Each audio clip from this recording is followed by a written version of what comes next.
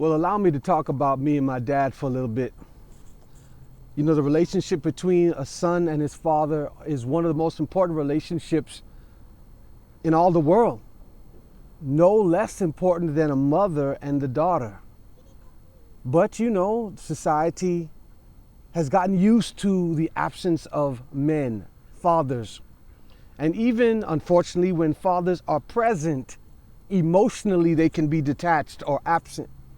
And that was pretty much the case with me and my dad. He was there, but there was nothing really to connect or bind us together. And I remember early on, I would be abused by him. And I'm not talking about just verbally. I remember physical abuse also was a part of my experience. We lived in Atlanta, Georgia. And one particular day, we had a cousin, and my first cousin, connected to me through my mother, her mom had died about a year or two before in a terrible car crash. And she was living with us at the time in Atlanta. Now, mind you, I told you already that my mother's family's from the Bahamas. And so therefore, this was a cousin of mine who was raised and born in the Bahamas. She's living with us in Atlanta.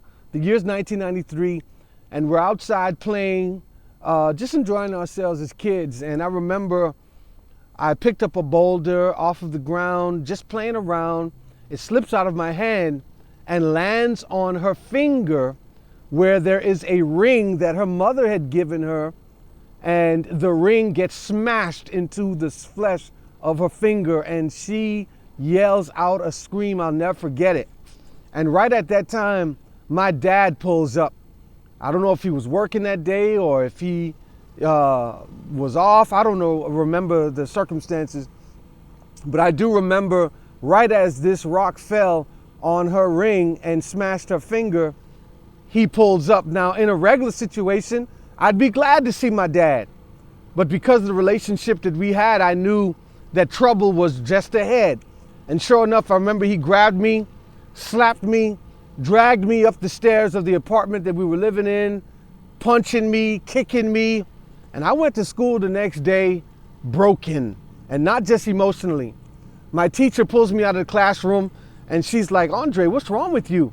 Now, I was 10 years old at the time, and because I didn't want my dad to go to jail, I was wise enough to know that he would go to jail if the law or anybody in my school found out about what he was doing. So I lied. She said, "Andre, what's wrong? You hurt." Obviously, I think I had a black eye. I was wounded, I was bruised, and I was quiet that particular day, which was rare for me. I'm a talkative kid, or was a talkative kid. So she grabs me and asks me what's wrong. And so I lie. I say, well, I was playing on the monkey bars after school yesterday, and I fell and I hurt myself. And she didn't buy it. I guess she had noticed that I had come to school beat up a few times. So at this particular time, she decides to call someone and get the law involved. And sure enough, that's what happened. I'll never forget it. You know, the relationship between me and my dad was so hectic that I could not stand to be around him. It didn't matter the situation. It didn't matter what was going on. I did not want to be anywhere near my dad. I remember around the same time that this incident had taken place with my dad, that Edward Scissorhands had just been released on television for the first time. If I'm not mistaken, it was ABC that was showing it. It was 1993. And something happened. I don't remember exactly what took place, but it set my dad off. And I remember I was in the bedroom. He was standing at the door. My back was turned to the bed, and he kicked me. And when he kicked me, I fell back, and the bed rail that holds up the box spring and the mattress, you know, a lot of times it protrudes about an inch or two outside of the box spring and the mattress. Well, I landed on the back of it as he pushed me. My momentum threw me on the ground, and it punctured me in my back. And I remember I was in pain. I screamed, I hollered, and at 10 years old, it was like, why? You know, why are you doing this kind of stuff to me?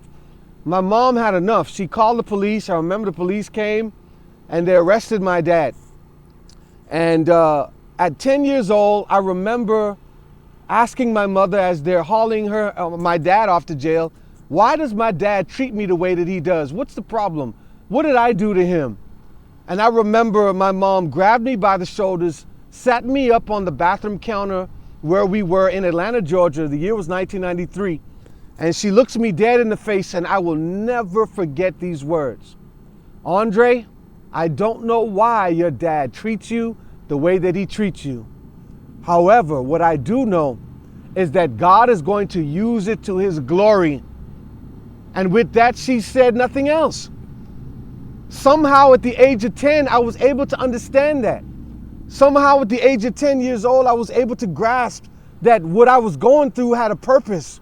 And although it didn't really make full sense at that point, it made a little bit enough sense for me to say, well, it's okay.